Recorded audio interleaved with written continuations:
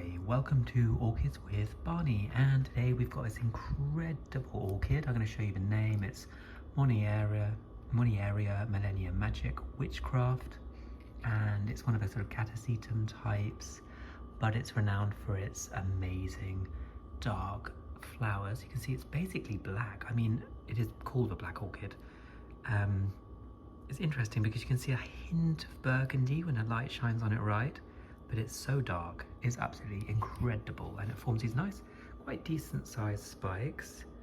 Now it's actually got another one growing from a different pseudobulb, from this pseudobulb here. Additionally, just down there you can see it had from the biggest pseudobulb.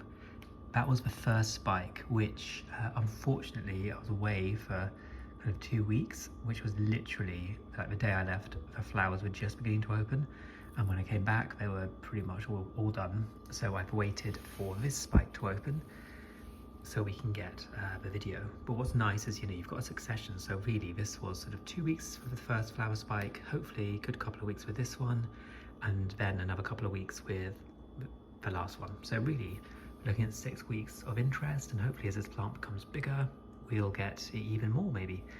So I'm very happy with its robust growth. I mean, this specimen's great. It sort of sent out all these different growths. Got a little fern growing there. This is probably going to die because it's going to go into its deciduous phase. The leaves are already turning yellow. Quite a few have fallen off. Eventually it's going to go completely deciduous. It'll keep it completely dry, and then it will come back into growth next spring. And then when the new growths are a few inches long, I'll start watering it again. So sorry fern, but you're probably not going to survive that treatment. But just look at these flowers, they are incredible. I would say so far they haven't really opened as fully as they could, but it doesn't really matter because of the coloration. You don't really notice it. It's just this amazing dark flower, and they're arranged quite nicely on the stems. The other thing that I really like about this is the fragrance. Now it's not strong, or certainly hasn't been strong in these conditions. I brought it into the house.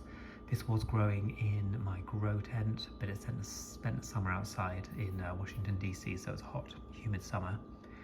And so I think maybe in a hot, humid but dry sort of environment, you know, with this flowering kind of as it goes into dormancy. So, but if it was in warm, humid air, I think the fragrance would be much stronger. But it smells to me like lavender and licorice. Probably licorice is the more dominant note, but I've heard it described as being lavender fragranced, and I wouldn't disagree with that. It's definitely got that kind of herbal, refreshing lavender, but I'm getting a bit more licorice in it.